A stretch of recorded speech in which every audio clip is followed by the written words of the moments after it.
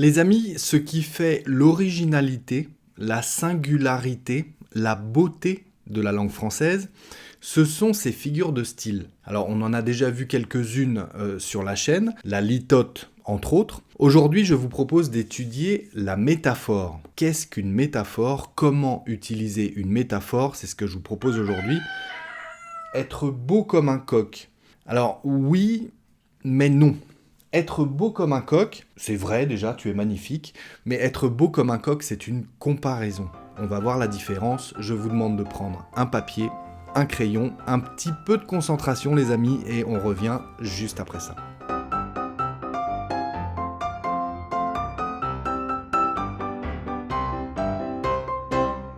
Bonjour à tous et bienvenue sur le Français by Alex. Si on ne se connaît pas encore, eh bien je m'appelle Alex, j'ai créé cette chaîne pour vous aider à avoir l'air français en parlant, pour vous aider à améliorer votre français du quotidien. Si le sujet vous intéresse, eh bien je vous invite à vous abonner à la chaîne et à cliquer sur la cloche à côté pour recevoir une notification à chaque nouvelle parution. Ceux qui en ont besoin, n'oubliez pas d'activer les sous-titres. J'ai tout corrigé, donc en principe, tout est correct pour suivre la leçon avec les sous-titres. Et puis ceux qui souhaitent recevoir les transcriptions de toutes les prochaines leçons, je vous invite à devenir membre de la chaîne en cliquant sur le bouton « Rejoindre » qui est juste à côté du bouton « S'abonner ». Vous cliquez dessus, il y a différentes formules, différents abonnements mensuels que je vous propose. Vous m'envoyez votre adresse email par mail et je vous enverrai à chaque nouvelle parution un email avec un fichier PDF pour lire la leçon tout en m'écoutant. Très efficace, allez jeter un œil, je vous invite tous à devenir membres de la chaîne. Alors je le disais tout à l'heure, une métaphore c'est une figure de style, mais une figure de style qui compare deux éléments différents qui partagent une caractéristique commune. C'est donc une comparaison en quelque sorte, mais une comparaison qui n'utilise aucun outil linguistique de comparaison. Si je dis par exemple « il est blanc comme neige », il a le visage blanc comme neige. C'est une comparaison parce qu'il y a l'outil linguistique « comme ».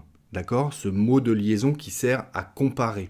Il a le visage blanc comme neige. Ce n'est pas tout à fait une métaphore, ça c'est une comparaison parce qu'il y a cet outil de comparaison. En revanche, si je dis, et ce sera notre premier exemple, si je dis « tu es mon rayon de soleil », il n'y a pas d'outil de comparaison, mais on compare la personne à qui l'on parle à un rayon de soleil, tellement elle respire la joie de vivre, en fait. Cette personne, c'est mon rayon de soleil. Ça veut dire que c'est mon petit bonheur de la journée, c'est toujours très agréable d'être en sa compagnie. Tu es mon rayon de soleil, c'est notre premier exemple de métaphore. Tu es mon rayon de soleil. Un deuxième exemple.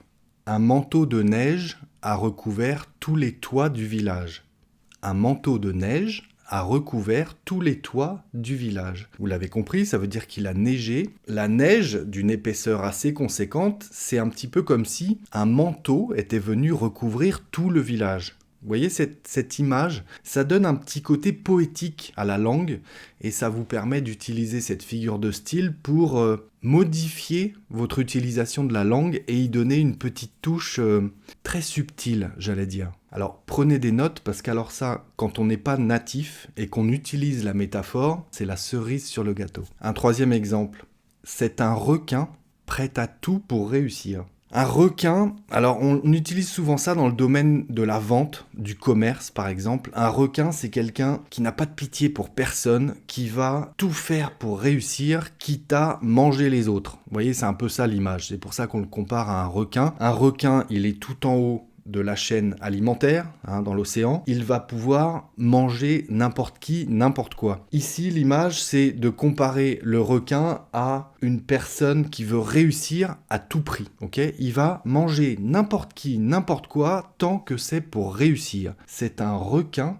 prêt à tout pour réussir. Un quatrième exemple, une touche un petit peu romantique, plonger dans le regard de quelqu'un. On dit aussi se noyer dans le regard de quelqu'un. Alors, on imagine plutôt un regard avec des yeux bleus, puisqu'on va comparer finalement le bleu des yeux de la personne à la mer, à l'océan. Donc on a envie de plonger dans ses yeux, de plonger dans son regard, ou de se noyer dans son regard. Parce qu'en général, la personne a les yeux bleus quand on dit ça. c'est une métaphore. On compare le bleu des yeux de la personne à la mer, à l'océan, à l'eau, tout simplement. 5e exemple, à l'opposé, avoir le regard ténébreux. Avoir le regard ténébreux, c'est avoir le regard très sombre. Les ténèbres, c'est l'enfer, on imagine le noir, très sombre, les ténèbres, genre un cimetière, je ne sais pas, mais la nuit, évidemment. Donc voilà, les ténèbres, c'est synonyme de quelque chose qui est très sombre. Avoir le regard ténébreux, donc c'est l'adjectif pour les ténèbres. Avoir le regard ténébreux, c'est le regard très sombre. 6e exemple, les élèves, dans la cour d'école, par exemple, on va dire qu'ils se rangent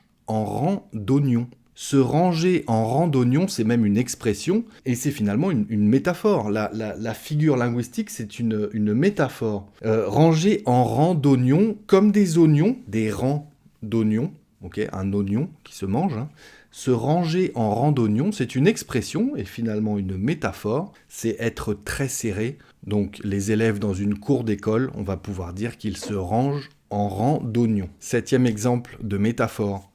J'aime caresser sa peau de pêche. J'aime caresser sa peau de pêche. Là, on va comparer la peau de quelqu'un à la peau d'une pêche, le fruit. Alors la peau de pêche, la peau d'une pêche, c'est très doux. Eh bien, on va comparer la peau d'une personne à la peau d'une pêche, parce que la peau d'une pêche, c'est très doux. Donc pour dire que la personne a la peau très douce, on va dire « j'aime caresser sa peau de pêche ». Alors si je dis « elle a la peau douce », comme la peau d'une pêche, c'est une comparaison. Ça n'a rien de poétique. Si je dis j'aime caresser sa peau de pêche, c'est une métaphore, c'est joli, c'est poétique. Ça peut être romantique si vous parlez à la personne. Donc, 7e exemple de métaphore, j'aime caresser sa peau de pêche. Un 8e exemple, si je dis la vie est un voyage plein d'aventures. Là, on compare la vie, l'existence, à un voyage. Mais on n'utilise pas de mots de liaison, de mots-clés pour comparer les deux éléments. On va appeler la vie un voyage plein d'aventures. C'est une image, c'est une métaphore. La vie est un voyage plein d'aventures. Un 9e exemple de métaphore. Elle a versé des torrents de larmes. Donc des larmes, les larmes qui coulent des yeux, ça veut dire qu'elle est très très triste, cette personne. Et elle a versé des torrents de larmes. Torrent, c'est une rivière qui dévale des pentes qui va très vite. Des torrents de larmes, c'est des larmes, mais beaucoup de larmes. Il y avait beaucoup d'eau qui coulait de ses yeux. Des torrents de larmes, comme une rivière qui débite beaucoup d'eau. C'est une personne qui est très triste. Elle a versé des torrents de larmes. Ça veut dire, vous l'avez compris, elle a beaucoup pleuré. Et notre 10e exemple, à l'automne, il y a des montagnes de feuilles mortes dans les rues. C'est-à-dire que les feuilles tombent des arbres, à l'automne, évidemment. Et dans les rues, on se retrouve avec des montagnes de feuilles mortes. C'est une métaphore. Des montagnes de feuilles mortes, ça veut dire des grands tas de feuilles mortes. On va les appeler des montagnes. C'est également une métaphore. Ça vous permet de comprendre comment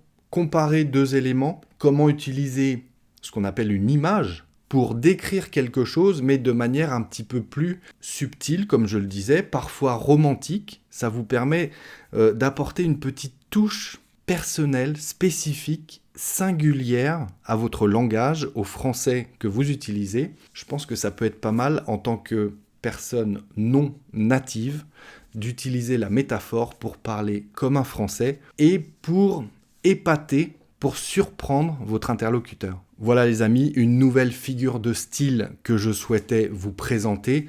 J'attends évidemment, vous vous en doutez, vos exemples de métaphores en commentaire. Attention, je vais surveiller à ne pas confondre comparaison et métaphore. Ok, je vous ai expliqué ça dans le début de la leçon. Donc j'attends vos exemples, je vais y jeter un œil, je vais essayer de les corriger. Je compte sur vous les amis. Allez, merci d'être restés jusque-là les amis. Instagram, Patreon si vous souhaitez participer au développement de ma chaîne YouTube. Et d'ici la prochaine leçon, je vous dis travaillez bien, restez concentrés les amis, prenez soin de vous et à très bientôt sur le Français by Alex. Une métaphore avec le coq. Si je dis le coq de l'équipe par exemple, c'est celui qu'on entend tout le temps. Celui qui n'arrête pas de chanter fort, qui n'arrête pas de parler fort, celui qui blablabla tout le temps, c'est le coq. Ah tiens, voilà l'autre coq. Et le coq est l'emblème de la France. C'est curieux ça, des gens qui parlent fort, qui ont toujours raison, qui... Je vous laisse réfléchir.